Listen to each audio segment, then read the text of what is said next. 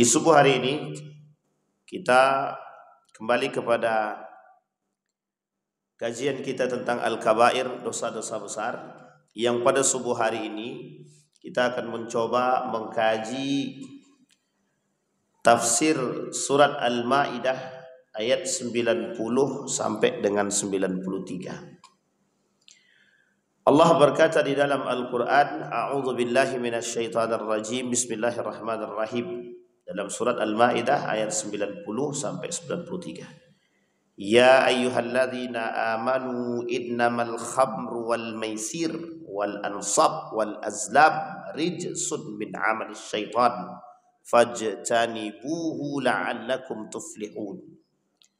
Innama yuridu asyaitanu an yuqi'a bainakumul adawata wal baghdha'a fil khamri wal maisir wa yasuddukum an dzikrillahi wa 'anis salati fahal antum muntahun wa ati'ullah wa ati'ur rasula wahdharu fa in tawallaitum fa'lamu annama 'ala rasulinal balaghul mubin. Laisa 'alal ladzina amanu wa 'amilus shalihat junahun fima ta'imu idza mattaqaw wa amanu wa 'amilus shalihat thumma ittaqaw wa amanu thumma ittaqaw wa ahsanu wallahu yuhibbul muhsinin. Bapak Ibu sekalian yang berbahagia, hari-hari ini, akhir-akhir ini, kasus-kasus demi kasus sering kita temukan sekarang. Banyak persoalan-persoalan yang memang menjadi persoalan PR kita bersama. Mengapa sih anak-anak sekarang, generasi-generasi sekarang sulit bagi kita untuk mengajak mereka kepada kebaikan kecuali sebagian kecil dari mereka yang mau mengikuti. Pengaruh pergaulan bebas yang hari ini kita temukan sungguh sangat besar sekali. Pergaulan-pergaulan bebas hari ini itu dampak daripada cara pandang yang terpengaruhi oleh westernisasi, kebarat-baratan. Gaya berpikir yang bebas memiliki dominasi kepada karakter anak yang berubah sedikit demi sedikit, yang keluar daripada arus yang lurus, sehingga terjadi penyimpangan-penyimpangan yang tidak diinginkan. Perbuatan anak-anak hari ini, generasi muda hari ini, tak lepas daripada pengaruh pikiran atau pemikiran atau karakter yang datang dari barat ke sini.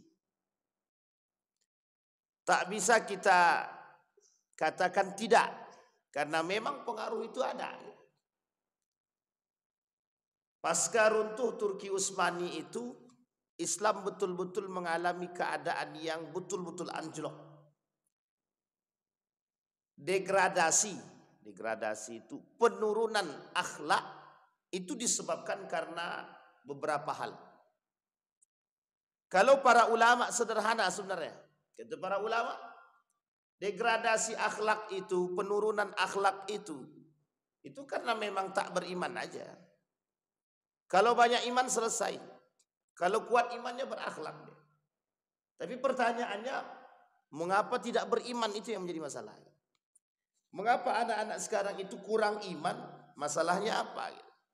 Itu tadi pengaruh pemikiran mereka tadi. Semisal persoalan pacaran. Kita bilang pacaran itu dalam agama hukumnya haram. Uang bapak aku pacaran dulu, Ustaz.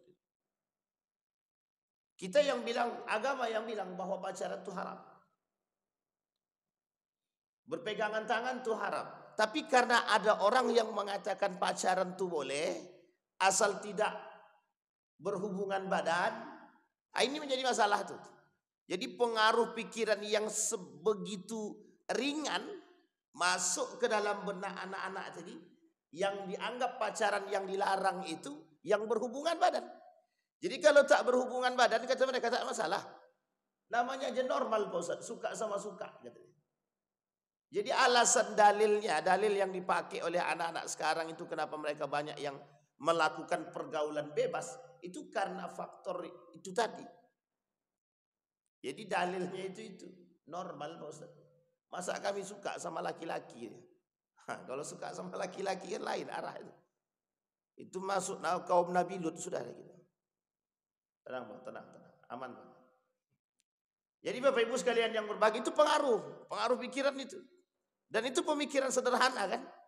Kami tak ngapa-ngapain Ustaz. Orang cuma boncengan aja. Masalahnya setan tuh di situ masuk ya. Cuman boncengan. Nah, setan tuh pas lagi boncengan tuh lah kata setan tuh. Lebih kata setan, lebih gitu deh. Nggak. Boncengan aja. Sekali 2 kali kuat dia bertahan Pak. 3 kali ke atas hilang cerita. Akal sehat pun hilang.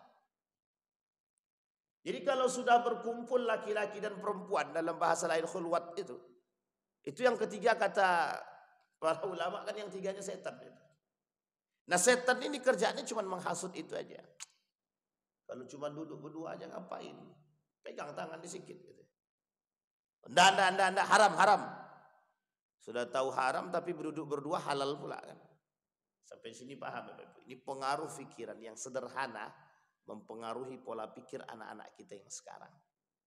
Sehingga mohon maaf Bapak Ibu, cara pandang kita itu bukan cara pandang agama, tapi cara pandang kita lebih kepada nalar logika. Allah cuman begitu aja pun. Sehingga Bapak Ibu boleh lihat sekarang betapa mudahnya laki-laki dan perempuan berpegangan sekarang, sentuh menyentuh itu. Padahal hukum laki-laki menyentuh perempuan itu haram. Perempuan menyentuh laki-laki juga haram. Kecuali dalam posisi yang betul. Satu tidak disengaja, yang kedua terpaksa. Coba bayangkan. Kalau tidak haram hukumnya. Pertanyaannya, kita kan terbiasa dengan begitu dianggap biasa. Pertanyaannya mengapa kita terbiasa dan menganggap itu biasa? Karena kita tak paham akan ilmunya.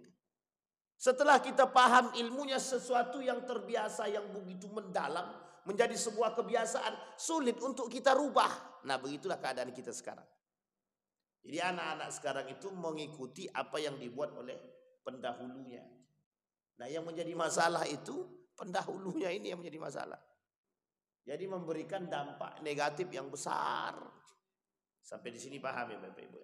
Itu pengaruh pergaulan. Sama halnya perbuatan yang sederhana itu terjadi kepada orang-orang yang melakukan perbuatan-perbuatan minuman-minuman miras, minuman keras. Sekarang ini selain daripada pergaulan bebas, di setiap pergaulan bebas mesti ada sampingannya. Sampingannya apa? Miras, minuman keras. Yang kedua, narkoba, narkotika. Yang ketiga, apalagi yang ketiga itu? Judi. Nah ini 3 ini itu biasanya selalu bersamaan. Pengaruh daripada pergaulan bebas tadi menjerumuskan generasi kepada perbuatan-perbuatan tersebut itu. Nah sekarang kita coba lihat di dalam Al-Quran. Yang Allah sebutkan dalam Al-Quran. Kata Allah, ya ayyuhalladzina amanu innamal khamru wal maisir wal ansab wal azlam rijsun min amalis syaitan fajtanibuhu. Kita lihatin enggak kalimatnya di dalam Al-Quran. Yang pertama, wahai orang-orang yang beriman, sesungguhnya khamar, judi, panahan yang berjudi, panahan-panahan itu yang mengandung unsur perjudian dan perbuatan-perbuatan yang lain, rijsun min amalis syaitan, bagian daripada perbuatan syaitan. Bagian daripada perbuatan syaitan. Allah sebut fajtanibuhu, jauhi oleh kalian, la'allakum tuflihun, agar kalian menjadi orang yang berbahagia atau beruntung. Kalimat selanjutnya, innama yuridu asyaiton, sebenarnya setan pengennya kalian terjerumus an yuqi'a bainakumul ada wal baghdha. Jadi karena kalian minum khamar, karena kalian main judi, nanti kalian tuh pasti berkelahi. Nah, setan buat tuh permusuhan. Pengennya kalian tuh terjebak dalam permusuhan. Berkelahilah kalian. Entah berkelahi suami istri gara-gara main judi. Abang ni asik main judi, ya sudah main judi kalah lagi. Mending kalau menang, kata bininya. Masa ada mendingnya kalau menang? Jadi kalau menang, dek abang main judi, dek menang, dek alhamdulillah dek. Alhamdulillah. Berapa menangnya bang? 1.000 aja. Kalahnya banyak lagi gitu deh. Menang 1.000 kalah 200.000 KO deh. Jadi kalau menang istrinya senang, kalau kalah istrinya ngumpat. Itu dua-duanya salah itu, dua-duanya salah itu. Tidak ada betul-betulnya dua-dua itu. Paling nampak tuh perkelahian suami istri dulu. Karena minyak dengan air itu tak pernah bersatu. Tak pernah bisa bersatu. Yang baik dan buruk itu tak bisa bercampur. Bini dia rajin sholat, laki dia rajin judi. Mesti berkelahi itu. Mesti berkelahi dalam rumah tangga. Entah piring yang melayang, entah meja yang bocor. Berkelahi dia terus. Anak dengan bapak, bapak dengan ibu. Ini sering terjadi, Pak. Kata setan, pokoknya kalian tuh, setan tuh pengennya kalian berkelahi. Gara-gara khamar dan maisir. Wa yasuddukum an dzikrillah. Jelas, dia pengen kalian berpaling daripada zikir kepada Allah. Begitu juga wa anis salati, dari salat. Fahal antum muntahun, kata Allah dalam Al-Quran. Nah, ini kalimatnya, Pak. Apakah kalian nanti akan sampai pada akhirnya? Fahal antum muntahun. Nah, ini kata para ulama. Kita baca kitabnya Bapak Ibu. Di dalam kitab tafsir Wahbah Zuhaili, tafsir Al-Munir. Nanti kita coba sandingkan dengan tafsirnya Ibnu Katsir. Kata Wahbah Zuhaili, ada balaghatul kalimat. Ada kalimat indah dalam Al-Quran itu yang mengandung makna yang luas. Apa kata Allah? Fahal antum muntahun. Kata para ulama, uridu bil istifhamul amri. Ay intahu. Wahuwa min ablaghi ma yanha bihi. Lima fihi minal haddi alal intiha. Qala Abu Sa'id fi tafsirihi. Walaqad akkada tahrimal khamar wal maisir. Fi hadhihi al-ayah al-karimah yafnun at-ta'kid. Haisu suddirat al-jumlah bi-innama wa qurnan bil asnami wal azlam. Apa kata Wahbah Zuhaili?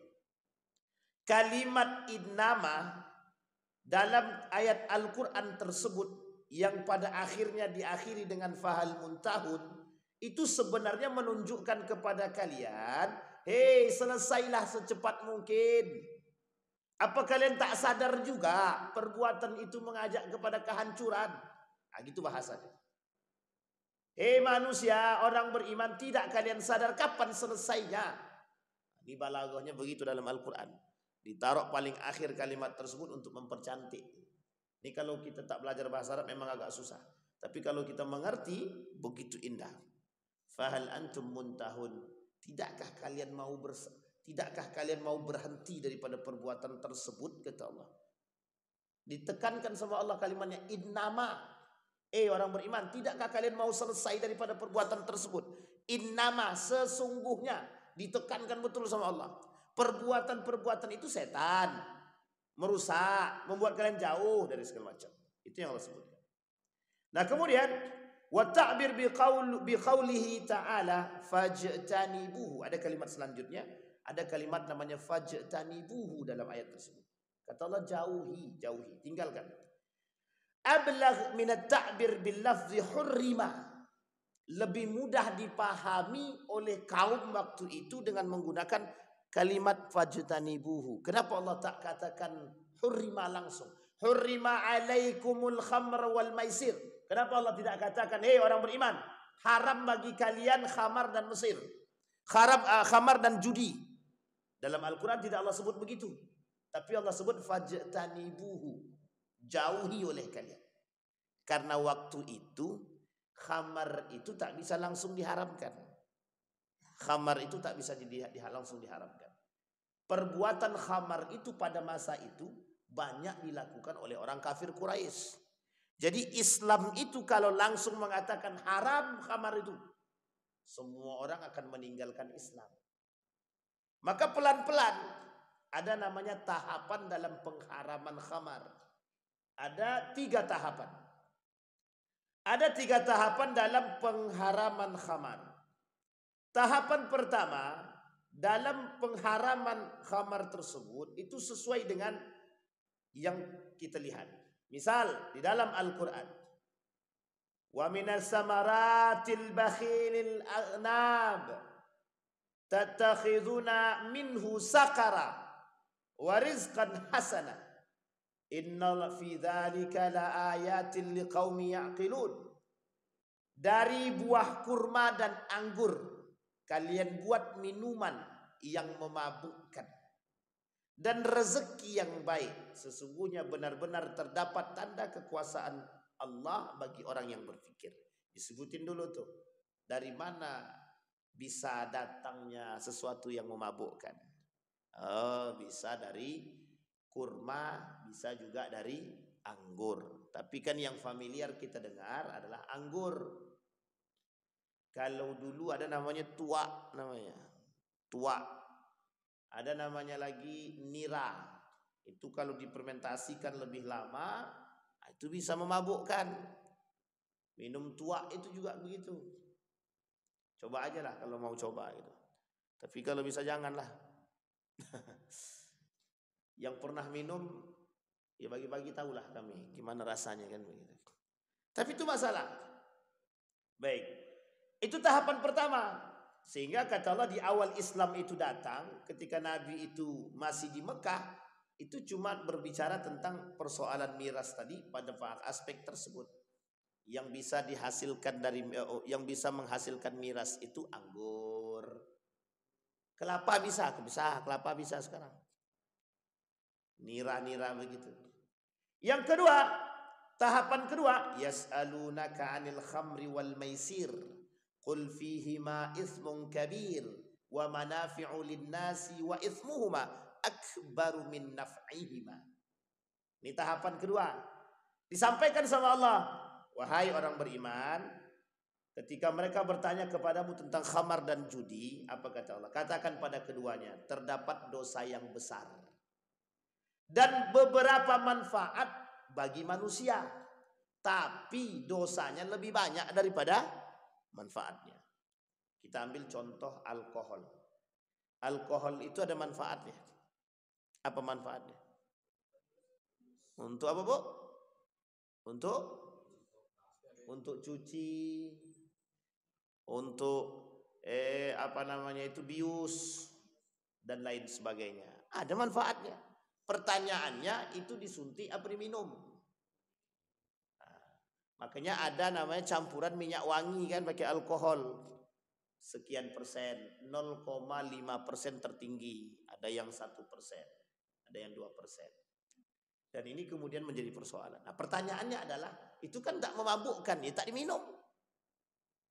Sampai sini paham ya Bapak Ibu?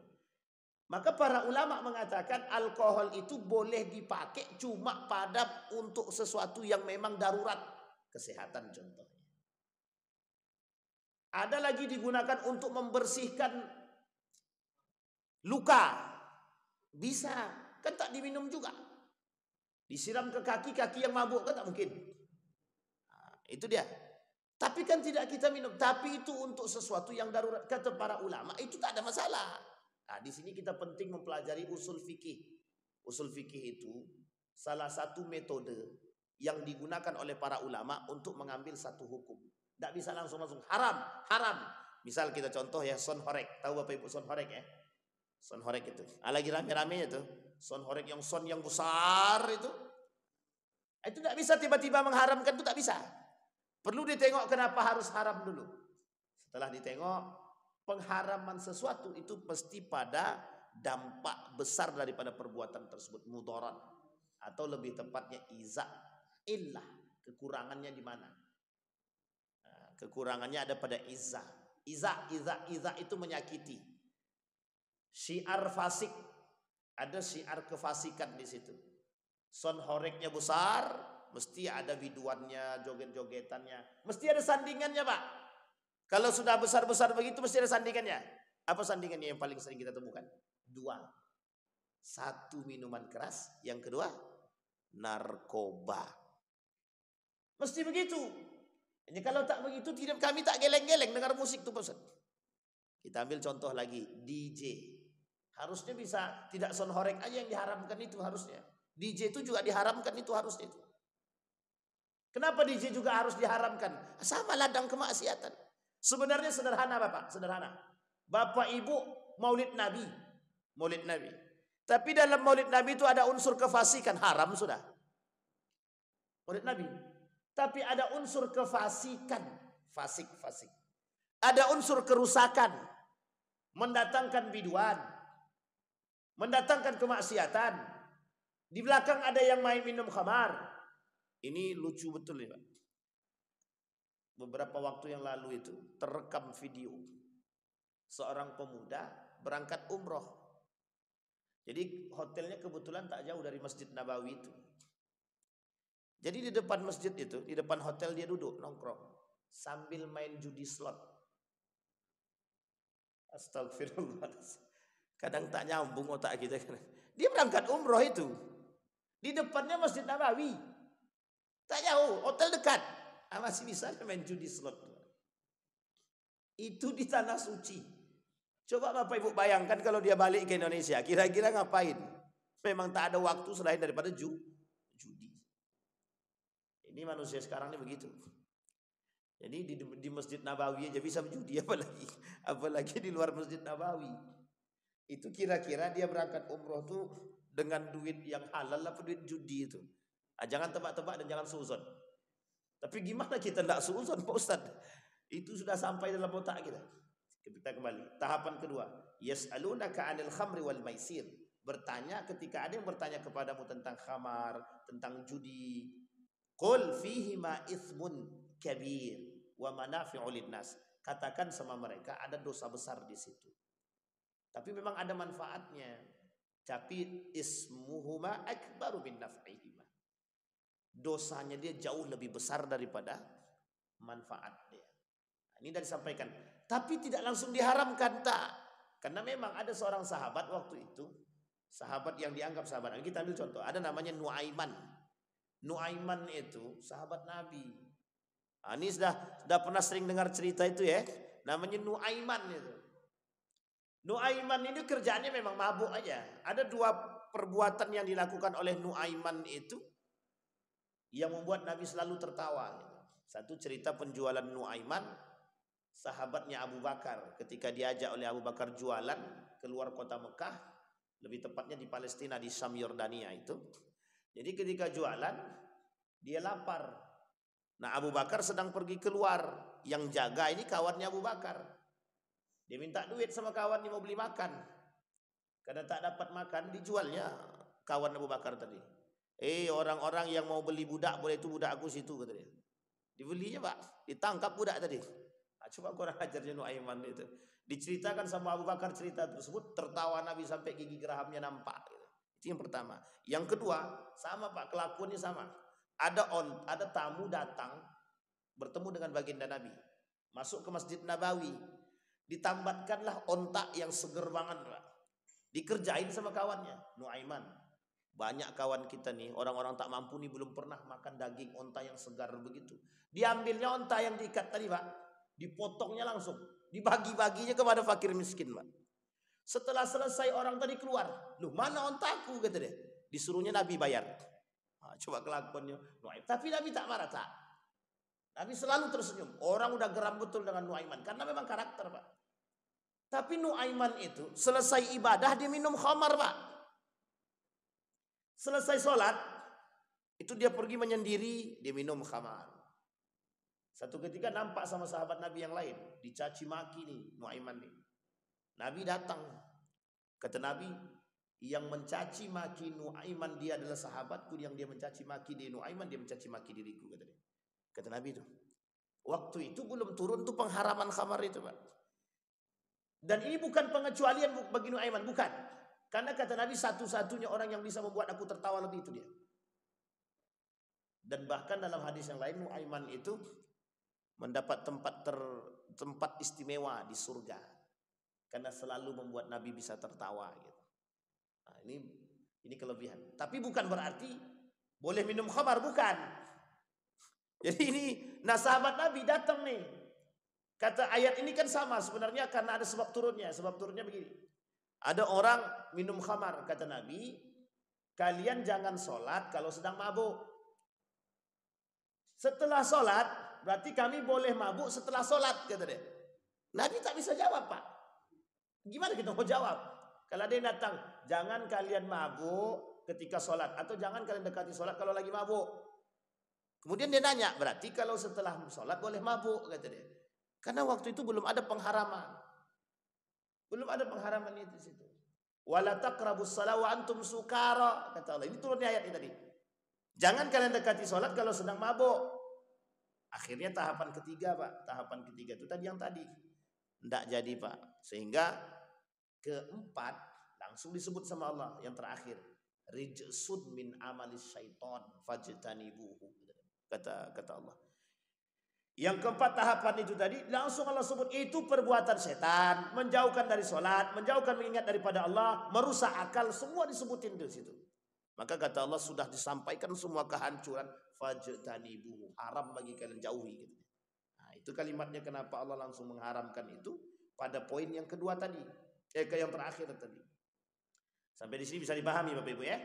Maka kata Nabi dalam riwayat sebab turun ayat tersebut, Ruya Ahmad an Abi Hurairah radhiyallahu anhu qala qadama Rasulullah sallallahu alaihi wasallam al-Madinah wa hum yashrabuna al-khamar. Nabi datang ke Madinah, penduduk Madinah minum khamar. Wa ya'kuluna al-maisir. Mereka memakan harta-harta hasil daripada judi. Fasa'alu Rasulullah sallallahu alaihi wasallam anhuma. Mereka bertanya kepada Nabi tentang perbuatan tersebut. Fa'anzalallah yas'alunaka 'anil khamri wal maisir. Ini sebab turunnya ayat yang tadi, orang-orang yang bertanya tentang khamar dan judi. Kemudian faqalat nas ma hurrima alaina, tidakkah diharamkan kepada kita? Innama qala ismun kabir, kata Rasulullah, itu hanya dosa besar. Bukan hanya ya, tapi itu dosa besar kata Rasulullah. Wa kanu yashrabuna al-khamar, mereka minum kemudian hatta kana yawman minal ayyam amma rajulin minal muhajirin wa ashabu fil maghrib fa khalata fi qiraati fa anzalallah ayatan ashadda minha. Kata ini. Jadi ketika Nabi bilang khamar judi itu dosa besar, mereka masih minum tuh. Satu ketika, satu hari, salah seorang di antara mereka jadi imam. Yang minum khamar tadi. Yang minum khamar, tapi dia jadi imam. Coba gimana tuh, kebayang enggak tuh Bapak Ibu? Kebayang enggak? Sedangkan bawa mobil aja minum khamar, mabuk, nabrak orang. Itu kejadian kasus itu yang di Hang Tuah. Yang di Hang Tuah. Bapak, anak, suami, istri, 2 meninggal, tinggal 1. Enggak tahu yang terakhir itu meninggal apa tidak itu. Itu ditabrak oleh laki-laki dan perempuan, bukan pula orang Riau itu. Entah orang mana platnya itu. Tabrak itu gara-gara mabuk itu. Pokoknya banyak lah. Banyak orang-orang mabuk ini memang masalah. Pembunuhan yang di mana itu? Di Panam itu. Itu juga sama itu, dipukulnya. Manusia tak punya akal. Ya orang lagi mabuk memang gimana, akal tak ada. Jadi biar cepat orang mabuk itu, percepat akalnya saya tuh, tempelengi sekali itu. Sampai dia muntah kan, itu baru sadar dia. Tak bisa begitu Pak, tak bisa. Nanti awak pula dipukulnya kan. Saya pernah Pak, ada orang minum khamar di Indomaret, kebetulan kawan. Ditempelengnya awak yang tempeleng. Saya tempeleng balik juga. Tak juga sadar dia. Besok pagi baru sadar dia, minta maaf dia. Maaf saya. Kok bisa sadar gitu kan? Hilang akal kita Bapak Ibu, hilang akal itu ributnya. Coba bayangkan. Nah, kata Nabi, Zatul Ayyab ketika satu hari, ini yang mabuk nih jadi imam. Ketika jadi imam dalam sholat maghrib, fa khalata fi qiraatihi. Tahu-taunya salah dia baca tadi. Ngelantur ya, gimana mau nggak ngelantur orang sedang jelas sesat itu Pak. Jelas susah dia menjawab. Akhirnya kata Allah, fa anzalallahu ayatan asyadda min. Allah turunkan ayat yang lebih berbahaya, lebih ditekankan daripada tersebut. Ya ayyuhalladzina amanu la taqrabus shalah wa antum sukara hatta ta'lamu ma taqulun, kata Allah. Belum sampai pengharaman yang sadis ini. Baru Allah kata, kalau kalian mau sholat, selesaikan dulu mabuk kalian. Sadarkan dulu. Biar apa yang kalian ucapkan itu jelas. Mengerti sampai mengerti apa yang kita ucapkan. Thumma nazalat ayatan asyadda fi dzalika. Kemudian turun ayat lain. Ya ayyuhalladzina amanu innamal khamru wal maisir rijsun min amali syaitan. Langsung diharamkan. Kata Allah sampai kalimatnya fahal antum muntahun. Qalu intahaina rabbana. Ya Allah, selesai. Selesai urusan kami dengan urusan tersebut. Khamar, judi, selesai. Disinilah pengharaman terakhirnya Bapak Ibu. Langsung kata Allah, faqalu annas ya Rasulullah, nasun qatalu fi sabilillah. Ada kalimat unik. Nasun qatalu fi sabilillah wa matu ala firashihim wa kanu yashrabuna al-khamar ya'kuluna al-maisir wa qad ja'alahu Allahu rijsan min amal syaitan fa anzalallahu laisa 'alal ladzina amanu wa 'amilus salihat junahun fima ta'imu. Rasulullah, ada orang bertanya, ini kan sudah haram nih. Khamar judi ini sudah haram. Sekarang mereka dulu pernah punya masa lalu. Sering minum khamar, sering berjudi. Mereka makan hasil daripada judi. Kemudian mereka beribadah kepada Allah. Gimana itu ibadah mereka nih? Padahal dulu kan mereka sudah minum khamar dan judi. Kata Rasulullah, pengharaman itu mereka berbuat itu sebelum turun pengharaman secara khusus. Jadi kemudian apa maksudnya? Laisa 'alal ladzina amanu wa 'amilus shalihat junahun fima ta'imu. Yang mereka buat yang dahulu mereka buat sebelum datang keharaman, sebelum datang ayat pengharaman tentang khamar dan judi, tidak ada dosa bagi mereka. Karena apa? Mereka sudah mendekatkan diri kepada Allah dan sudah bertobat. Nah, ini poin penting juga Bapak Ibu. Jadi masa lalu biarlah berlalu. Masa sekarang itu yang paling penting. Tapi kalau kita sekarang kan sudah mendengar Pak Ustadz, itu dia. Pertanyaannya bagaimana dengan orang yang narkoba itu Pak Ustadz? Bisa nggak mereka bertobat itu? Bisa. Tak ada yang tak bisa di tangan Allah itu. Bagi Allah menerima semua Bapak Ibu. Jangankan minum khamar dan judi. 99 manusia saja masih bisa diterima oleh Allah. Itu dibunuh. Yang membunuh 99 orang sampai 100 orang masih Allah terima. Sekarang pertanyaannya kata orang Ustaz, dosa syirik itu tidak diampuni. Tak diampuni kalau dia tak bertobat. Kalau dia bertobat sebelum mati, Allah ampuni dengan catatan husnul taubah, sebaik-baiknya taubat. Tapi kalau dia tak tobat, tak bertobat ya mati dalam keadaan kafir, kekal di dalamnya. Misal ada orang mencuri dosa apa tidak? Berdosa. Berdosa, mencuri itu berdosa. Minum khamar, minuman miras itu dosa apa tidak? Bu, minum khamar dia dosa besar. Tapi dosa besarnya minum khamar ini tidak membuat dia kekal di dalam neraka kalau dia tak tobat. Sampai sini paham? Dia tak tobat nih, mati dia. Orang cium mulut dia bau masih mati ya, dalam mati itu orang cium mulut dia masih bau khamar lagi. Dia tak kekal di dalam neraka. Masih ada perhitungan amal soleh dia. Meskipun amal buruknya banyak, ya dicuci dulu dia. Setelah dicuci, disetrika, digosok, baru kemudian dicelupin dalam telaga, baru diangkat, baru dimasukkan ke dalam surga. Tapi kalau dia taubat, selesai. Kalau Allah terima taubatnya, kalau Allah tak terima itu urusan Allah itu. Tapi dengan syirik tidak. Kalau syirik dia tak bertobat, dia sebelum mati kekal dalam neraka dia. Tak ada cuci-cuci lagi, tak perlu. Langsung dalam masuk neraka, tak perlu cuci-cuci. Kenapa tak perlu dicuci? Orang kekal dia di dalam neraka. Itu yang dimaksud. Itu yang dimaksud orangnya dosanya tidak diampuni. Sampai di sini bisa dipahami. Sehingga kalau dia bertaubat kepada Allah, baru Allah terima taubatnya. Dosa syirik pun masih bisa Allah terima. Tapi dalam Al-Quran begitu Ustaz. Iya. Allah bilang tapi dalam Al-Quran tidak Allah terima taubatnya kalau mereka tidak Allah terima mereka di dalam surga kalau dia tidak bertobat. Kalau bertobat, insya Allah Allah ampuni. Kalau begitu tak ada kelembutan dari Allah untuk para pelaku dosa. Tidak mungkin. Allah tuh rahmat bagi yang lain. Ada tuh Ustaz penyembah patung tuh Ustaz. Ada tuh Ustaz yang penyembah yang pakai sesajenan itu kan syirik Ustaz. Iya syirik. Tahu saja jauh-jauh yang nyembah duit aja syirik.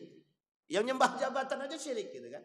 Tapi dosanya kalau mereka tidak bertobat, mereka terjerumus kekal dalam neraka. Nah sekarang itu yang banyak tuh syirik modern tadi gitu. Kalau nyembah patung kita kan tak temu lagi orang. Ada sedikit-sedikit aja.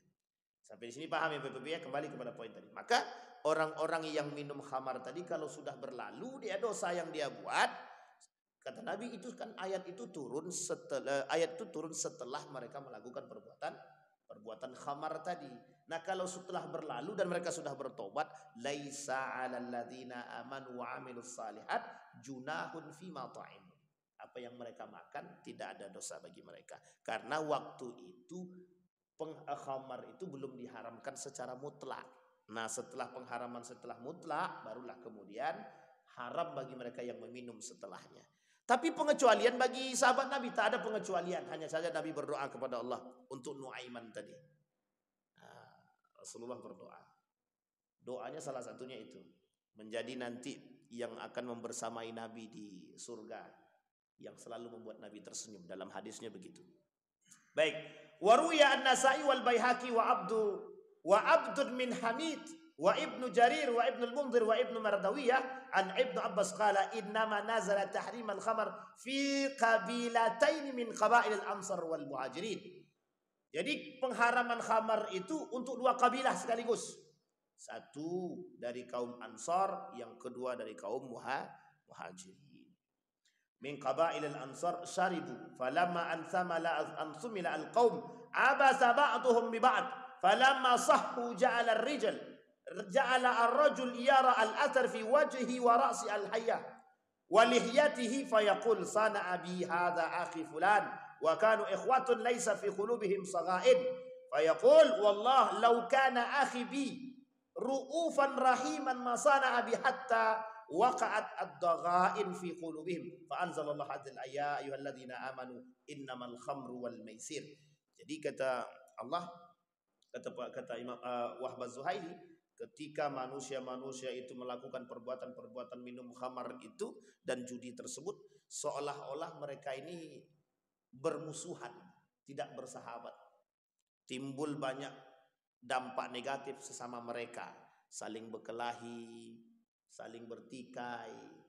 Nah, maka ketika ditekankan sama Allah, itu sesungguhnya khamar itu, judi itu tidak akan mendatangkan kebaikan bagi kalian. Karena setan pengennya kalian itu berkelahi, itu aja. Sekarang masalahnya, apakah setiap orang yang minum khamar itu berkelahi? Hampir sering berkelahi. Apalagi main judi dia, minum khamar dia, kalah dia mengamuk dia. Dia tak ngamuk di tempat judi, dia ngamuk di rumah itu. Sama orang tuanya dipukulnya, anaknya dimarahinya, istrinya dia dipukulnya juga gitu. Nah, ini kalau orang-orang yang suka main judi. Tapi Ustaz kami main cuma 5.000. Mau 5.000 kek. Kami tidak main Pak Ustaz, kami cuma 1.000 aja. Ya 1.000 tetap sama. Ada namanya ranjalin, catur juga itu, warung kopi. Ustaz kami main batu domino, tapi kami tidak pakai duit Ustaz. Terus apa taruhannya? Taruhannya yang kalah bayar kopi aja. Sama judi. Bapak Ibu jangan tersinggung ya, itu memang jadi kita kalau masa kita halalkan yang haram kan tak mungkin. Apa kata Gus Kausar itu merujuk kepada perkataan para ulama salaf itu. Kalau ada ulama yang membenarkan permainan-permainan yang ada unsur perjudian di dalamnya, itu ulamanya perlu dicari tahu itu kesehatan akalnya kata dia. Dipertanyakan. Sepak bola, jadi Bapak Ibu, ada 2 game terbesar di dunia ini yang menghasilkan banyak duit, yang bisa menghasilkan banyak duit dari hasil perjudian. Satu tinju, yang kedua bola. Jadi bola. Kalau pacu jalur belum lagi. Tapi bisa enggak pacu jalur itu menghasilkan perjudian? Oh bisa banget. Bisa banget. Ngapain jauh-jauh Pak Ustadz? Jangankan pacu jalur. Pacu jalur itu 17 Agustus ya. Dekat Agustus juga kan? Sama lah tuh. Bapak Ibu main poli 17 Agustusan. Diambil duitnya. Duitnya itu diambil daripada setiap peserta tadi. Satu peserta itu, satu kelompok itu bayar 500.000. Ada 10, 500 kali 10 berapa? 5 juta. Itu duit itu digunakan untuk beli hadiah, judi semua tuh. Sampai sini paham Ibu ya? Tapi cuman ini pusat peta umpat, mau peta umpat sekalian, mau apapun lah gitu, tetap aja haram. Kalau dia ada unsur perjudian dan merebut duit yang dikumpulkan. Jadi Ibu, Bapak Ibu semua, apapun permainan yang kita buat, kalau permainan itu kita ambil duit pendaftarannya dari mereka dan kita gunakan duit pendaftaran itu untuk membeli hadiah, maka itu yang disebut dengan judi. Tapi kalau duitnya dari sponsor ya silahkan boleh, tak masalah. Kalau duit dari sponsor, kalau duit dari donatur silahkan. Bapak Ibu silahkan buat lomba. Duitnya datang dari anggota dewan bernama Muhammad Ridwan. Amin. Amin kan loh. Paham sampai sini? Pokoknya duit dari Muhammad Ridwan. Gitu. Anggota dewan dari partai A. Misal. Partai pencerahan. Misal.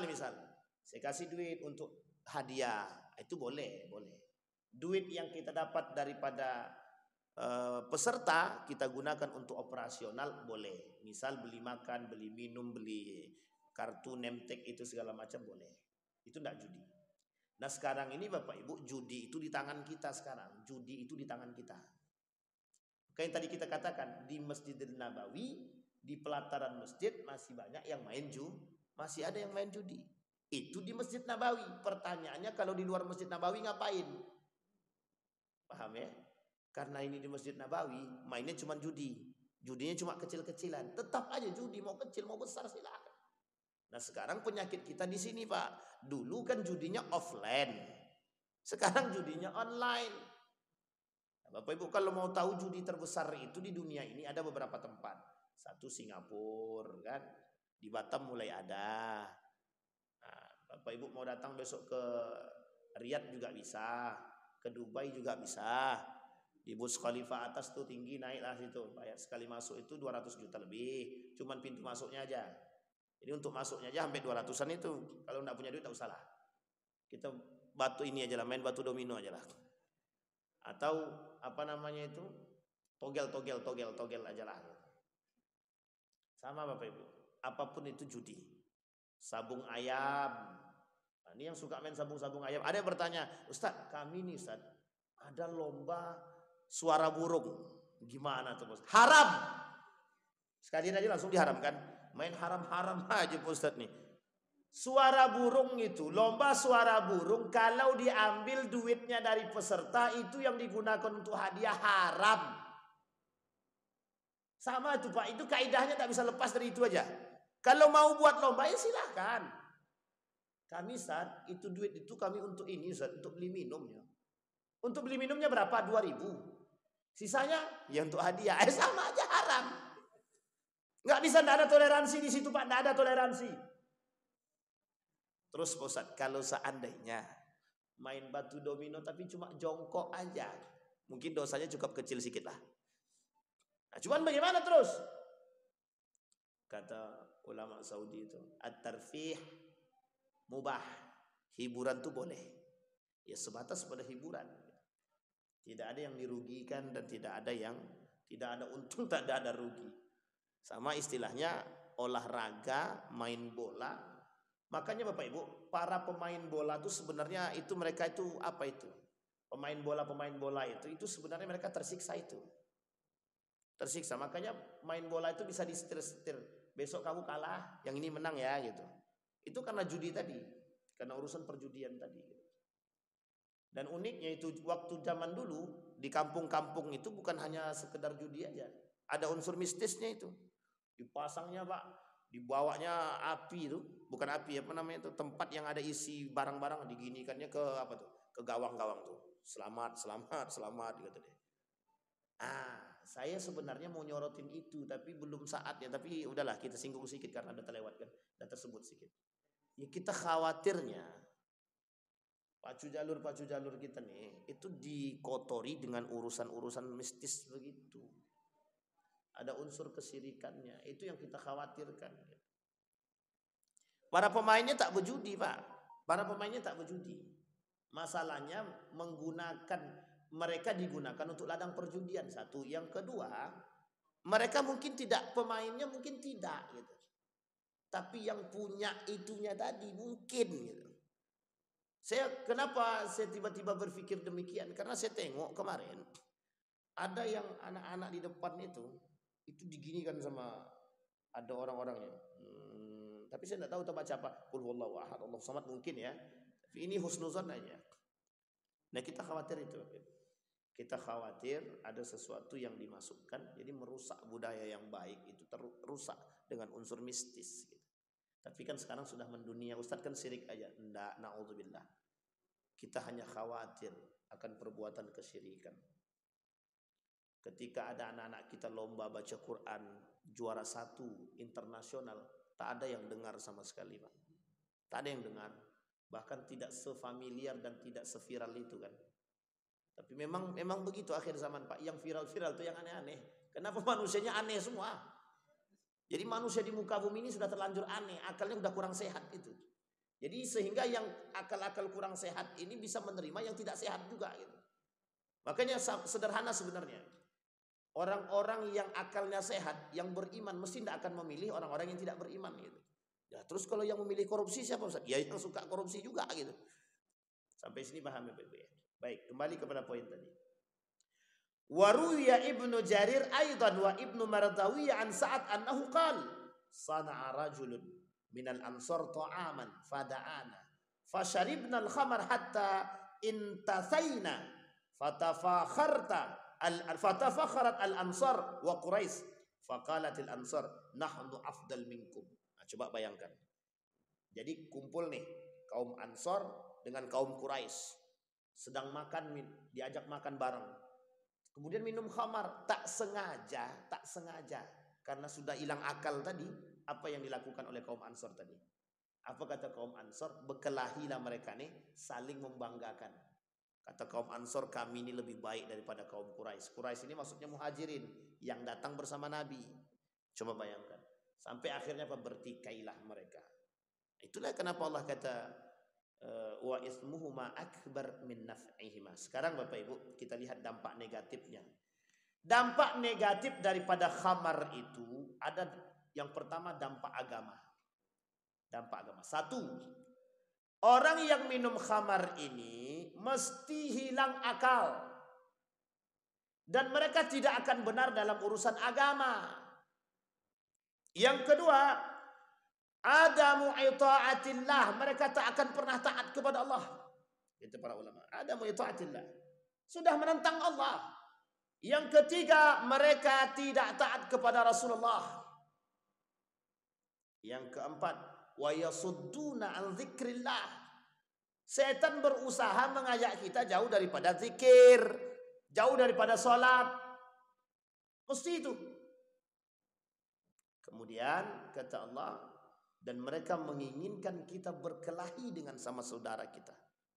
Setan menginginkan kita yang melakukan perbuatan khamar tadi bermusuhan dengan saudara-saudara kita. Sekarang kita tinjau dari dampak negatifnya pada aspek sosial. Berapa banyak hari ini orang yang mabuk yang mencelakai orang lain? Tidak sedikit, Pak. Banyak sekali. Pertanyaannya, mengapa tetap masih ada penjualan miras? Satu, kurangnya perhatian pemerintah secara total terhadap miras tersebut. Dua, kurangnya perhatian masyarakat terhadap itu. Ini kalau sempat, jadi ada satu swalayan, terang-terangan tuh jual bir bintang itu. Ditaruhnya di depan, pas pintu masuk, kita masuk, langsung ditaruhnya Pak, bir bintang itu di situ. Itu kan terang-terangan. Yang ketiga, kita ini sedang mengundang azab Tuhan. Jadi orang yang masih melakukan minum khamar setelah pengharaman berarti dia akan menentang Allah. Ya Allah, perhatikan, dia tak mengatakan langsung, tapi dia mengatakan begini, ya Allah, tengoklah kami sedang mabuk. Begitu sebenarnya. Uniknya, umat muslim yang minum itu tidak sadar gitu. Ya gimana mau sadar Pak Ustaz? Sekarang ini Bapak Ibu ada yang sebanding dengan itu, sama-sama memabukkan narkoba, narkotika. Coba Ibu tengok orang, Bapak Ibu tengok orang anak-anak yang suka narkoba itu, gimana mukanya itu? Badan kurus, hidup segan, mati tak mau. Kalau bisa mati aja langsung selesai urusan kan gitu. Tapi kan tidak begitu Bapak Ibu.